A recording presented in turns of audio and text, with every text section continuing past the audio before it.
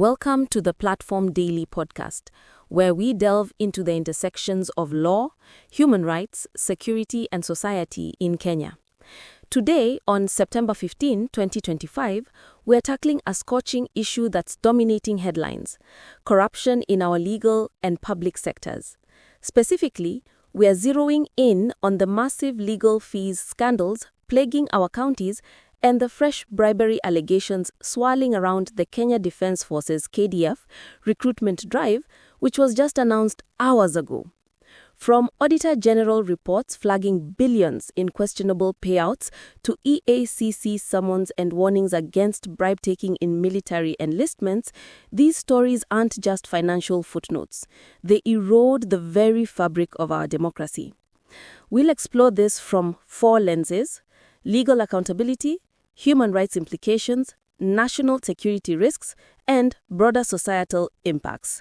Buckle up. This is a 10-minute deep dive into why corruption isn't just theft, it's a threat to us all. Let's start with the legal angle, where the rot is most visible in black and white. According to the Auditor General's latest report, Kenyan counties have splashed over 15 billion shillings on legal fees in recent years, often without proper documentation or justification. That's money meant for health clinics, roads, and schools, siphoned into opaque payments to law firms. Take Nakuru County.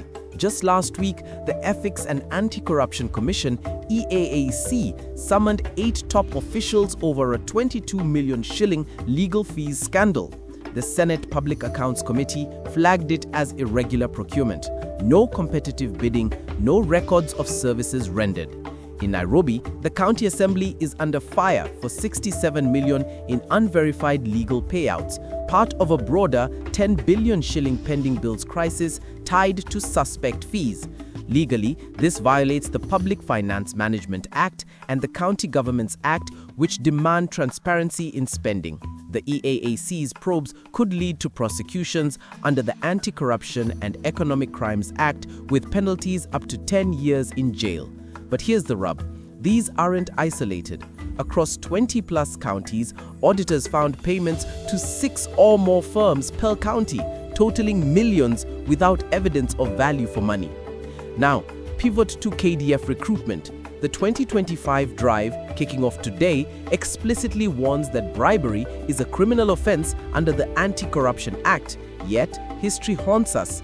A 26-year-old was recently convicted in Kisumu for offering 135,000 shillings to KDF officials, facing up to 2 years behind bars. Reforms announced earlier this year aim to digitize and decentralize the process to curb nepotism and conmen, but legal experts doubt it'll stick without independent oversight.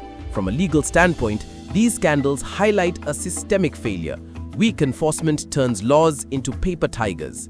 Shifting to human rights, corruption in these sectors isn't abstract. It's a direct assault on dignity and equality.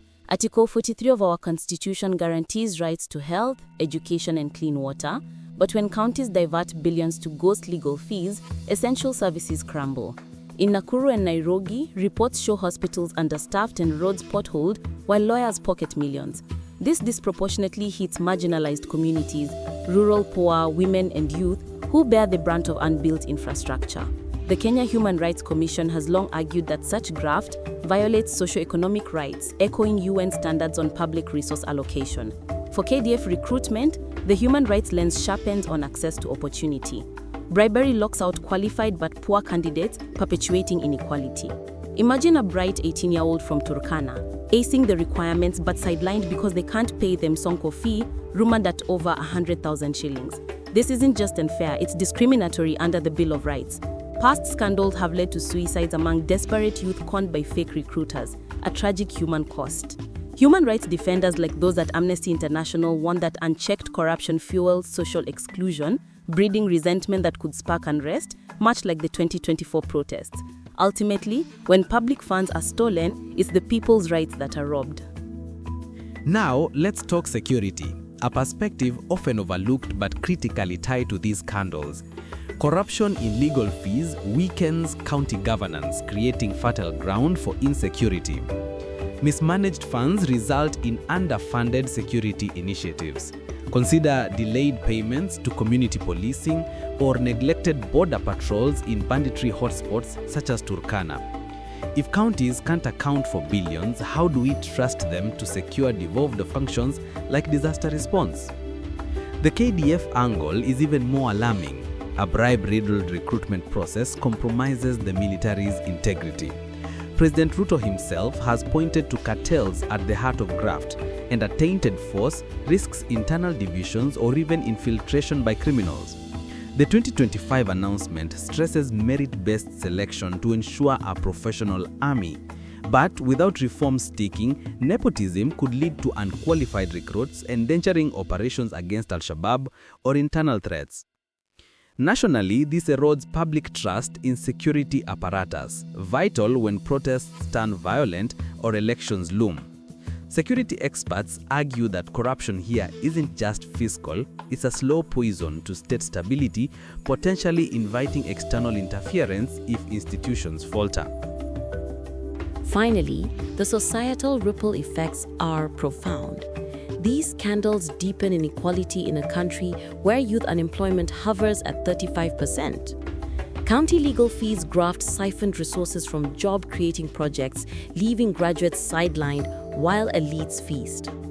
KDF recruitment, meant as a ladder out of poverty, becomes a pay-to-play game, fueling cynicism among the Gen Z generation that's already marching for change.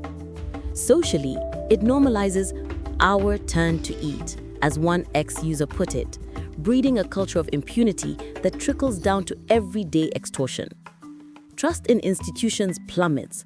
Polls show over 60% of Kenyans believe corruption is worsening, leading to apathy or radicalism. Women and minorities suffer most as diverted funds hit social services hardest. Yet, there's hope.